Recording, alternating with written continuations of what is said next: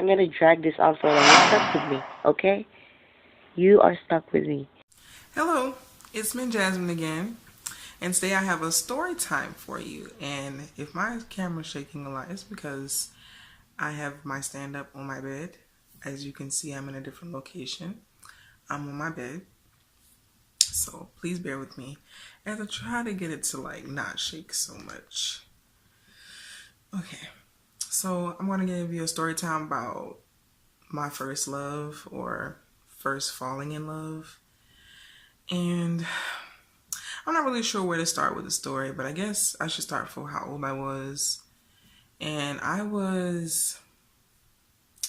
me tell you how this went, because my first love was not my first boyfriend. And I guess for some people, maybe that's strange, but I feel like when you get in your first relationship, you don't really know what love is. So we just kind of go off of what we think it is based on what we see in our homes or based on what we see in movies and stuff like that. But my first love was not my first boyfriend, but he was a boyfriend of mine. And his name, should I say his name? He might watch this video, he might not. I don't care at this point. Like, we are so not, we're no longer communicating.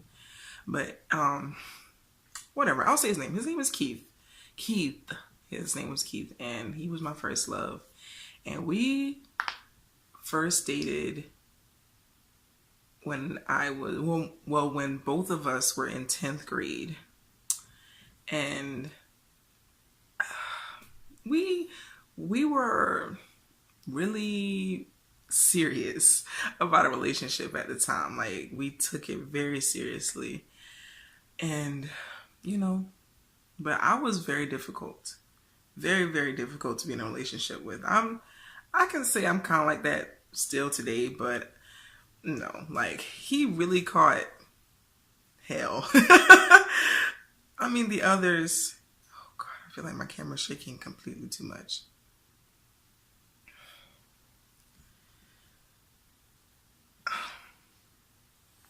This is going to give me a headache. Okay, so yeah, he caught a lot of hell. And it was mostly because I have serious trust issues, and that still carried on to my adult life. Okay, you guys, so I'm going to stop right now, and I'm going to change location because this seemed like a good idea at the time, but the camera's shaking way too much, so we're going to change location. Okay, we're back. So, like I said, I'm in my living room, by the way, in case you cared, or if you wanted to know. He caught a lot of hell, but most of the guys I've dated have caught a lot of hell. But I feel like he caught most of it because we were so deeply connected. And I know that's strange to say for a 10th grade relationship, but we really got each other, and that's really strange to find in someone you're dating, if that makes sense. I mean, no, I can't say that, because some people find those instant connections with people that they date. But I feel like at the age we were, it was very uncommon. But anyway, so we dated in 10th grade, and I think we stopped because it didn't last that long. And then we dated again when I was, I want to say 11th or 12th grade. Yeah, one of those. Because we were like very on and off. Mostly because, it was mostly because of him. Like, he can say what he wants to say, but it was because of him. Because he was just inconsistent and just did not do right by me. But anyway, so after the on and off in high school, we said we loved each other, but I feel like it didn't really hit us until we got in college, and we were both in our freshman years of college. And that's when we kind of made plans for our future in high school, but in college we were like really serious about it. Like we talked about marriage, we talked about how many kids we would have, we talked about the type of house we wanted, we talked about where we wanted to live when we got married. We were very, very serious about each other. Well, I took it very seriously. I don't know how serious he was, because he seemed to be serious at the time. I know I took his word for what it was, so I was really, really in love with him. And he says he was in love with me, but, certain things started happening. Like certain signs started to, become repetitive. Like I started to see a few things that just did not add up. And I guess I don't know if I should keep talking about the good times and being in love with him, but I think what made me fall in love with him was that he could always pinpoint what I was thinking. And it's really hard. Not trying to like brag on myself like, oh, I'm so complicated or whatever, but I really am complicated. So for him to know exactly what I'm thinking or know exactly what I'm feeling and know how to deal with that, that really made me fall. And we met each other at a time when I didn't really think I was all that pretty. But, I mean, yeah, we met each other at a time where I didn't think I was all that pretty. And he just made me feel like the most beautiful girl in the world. And that was really, really important to me. To just make me feel like I'm the only person in your world. Like I'm the only person who can make you smile, stuff like that. I love things like that. I like to feel special to people. Because I feel like I'm always making others feel very special. Whether that be a relationship or a friendship, I'm trying to make you feel special. So for someone to go out of their way to make me feel special, I love that. So we had a really good relationship. Like we had a very deep emotional connection. I'm a Scorpio. He's a Pisces. Well, he's a Pisces. So that's like one of the best combinations of signs when it comes to compatibility. But I wasn't real deep on the compatibility thing in high school. Like in college, I kind of got, hooked on to astrology. But yeah, we were just a really good fit. Okay, and then what happened to the relationship was he lied about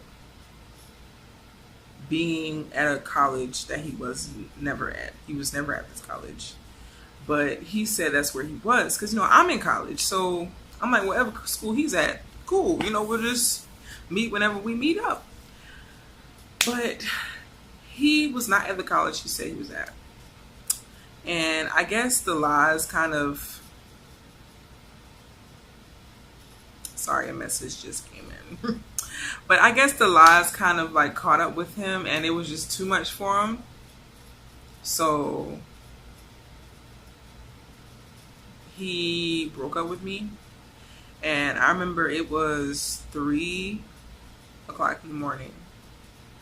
I was sleeping. I think I had been texting him most of that week trying to figure out what's going on because he started ghosting me. He started to like disappear, or he'll come in but then he'll go, he'll go away for a few days. I'm just like, what's going on? Because I just want to know if he's all right, because he was supposed to be at football camp.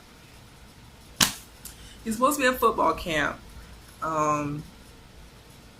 training or whatever. And I'm like worried because I know how, this is why. He said that the football camp did not allow you to have girlfriends, so you couldn't text this, and this. And I was just like, okay. I mean, not saying that's not something that exists, or that's not a rule that exists with certain camps, but why are you just telling me? So, I was texting him, just trying to figure out what is going on. Why is he so hard to get a hold of? Because it wasn't like that. Like, we had a really, really good relationship for a long time before it just started getting ridiculous. Like, his communication was horrible. He stopped talking to me. He would have these fits about me going on, trying to get him to answer. And I'm just like, if you would answer, I wouldn't have to do this, And it just made me... That whole time made me question my sanity and whether or not if I was even, I guess, worthy of someone's attention, because he made it seem like it was so bad for me to want his attention. And then I found out that he wasn't at the college he was at. But this was after he broke up with me, because when he broke up with me, I cried like every day. Every day. And I had my roommate. She didn't know. I mean, she knew that he broke up with me, because her and my suite mate, because we were in like the suite style dorm rooms. And my roommate and my suite mate, I told them how we broke up. But they didn't know that I was like crying every day for like, I'd say a week. Because after I finished all that crying, I was like, I'm never going to let another guy make me cry like that. And that's still true today. I have not let a guy. I mean, with that first love experience, I've learned to just not love as hard, because I loved him very hard. Like, you couldn't tell me anything about him. He had to tell me, like, he literally had to tell me that he wasn't, worth this or that. Because I was so infatuated and I was so obsessed with the love that we had that it became toxic to me and to our relationship. But in the end, he just lied when he didn't have to. Like, I told him, you didn't have to lie. You didn't have to do all this extra stuff. Like, I didn't care what college you went to. I didn't care what you did after high school. Like, none of that would impress me. Like, I loved you. So why does it matter? Or why did you make such a thing out of it for whatever college you at? Like, he just lied for no reason. He broke me down. And even though, like, I guess a year or two later, we talked, and he wanted me to give him advice for his new girlfriend. And I'm just like, what crack are you smoking? What are you talking about? You're trying to keep me in your pocket while you have your little girlfriend over here and talking about y'all little issues and all that. And I'm like, no. I told him not to talk to me anymore. And he's like, fine. You will never hear from me again. Good job, buddy. That's kind of what I wanted. So, yeah, that was my first love. It did not end the best way. Like, if I see him now, I'll probably act like I don't know him. It's just to that point. Because he didn't have to do things. Like, we could have really been great. But my voice sounds weird because I just ate.